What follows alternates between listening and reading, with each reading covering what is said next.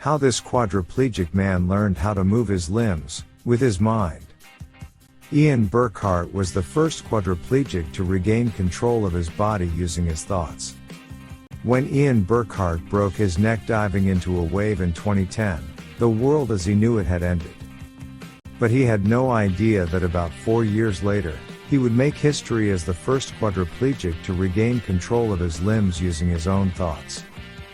Burkhart was swimming with some friends off the coast in North Carolina during summer vacation after his freshman year of college. He had just spent his first year majoring in video production at Ohio University. A former Boy Scout and lacrosse goalie from Columbus, Ohio, Burkhart's ill-fated dive left him unable to use his arms and legs. At the time, the devastated 19-year-old knew only that an experimental study at nearby Ohio State University Wexner Medical School offered hope. Burkhart's spinal injury had severed the communication pathway between the motor cortex in his brain and the muscles in his limbs, but this study proposed a detour. Doctors had Burkhart think about moving his hand while researchers took functional magnetic resonance imaging (fMRI) scans to light up key brain areas. Based on those coordinates, in April 2014, Ali Reza, MD, director of Ohio State's Center for Neuromodulation, placed a microchip smaller than a pea in the motor cortex, which controls the hand.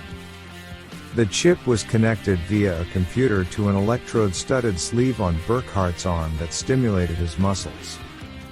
Burkhart's thoughts now had a new bypass to his hand. 2 months later, Dr. Reza was standing behind his patient in a lab crowded with cameras, physicians, engineers, and family, all eyes on Burkhart's right hand. When it moved for the first time, Burkhart made history. It was a surreal moment, Dr. Reza remembers. The whole team was amazed, but then we said, okay, the work is just beginning. He's got to be able to pick up a cup of coffee. The brain and computer working together. In the years since, subject and software have been learning from each other. The machine is continuously improving its algorithms, and Ian is able to think about things with more fluidity, says Dr. Reza. It's phenomenal seeing the brain and computer coming together. Since those early days, Burkhart has learned to pick up a glass, pour liquid from a bottle, pinch his thumb and index finger together, and play the video game Guitar Hero. Reza and his team published their findings in a 2016 study about restoring movement using neuroprosthetic devices in the journal Nature.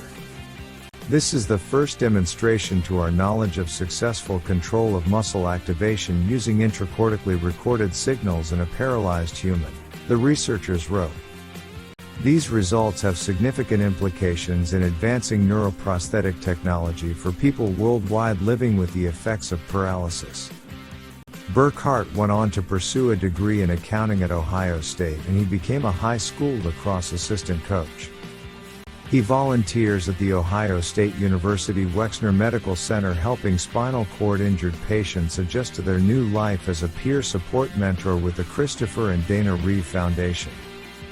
He created the Ian Burkhart Foundation dedicated to restoring lives and providing hope to people who have spinal cord injuries.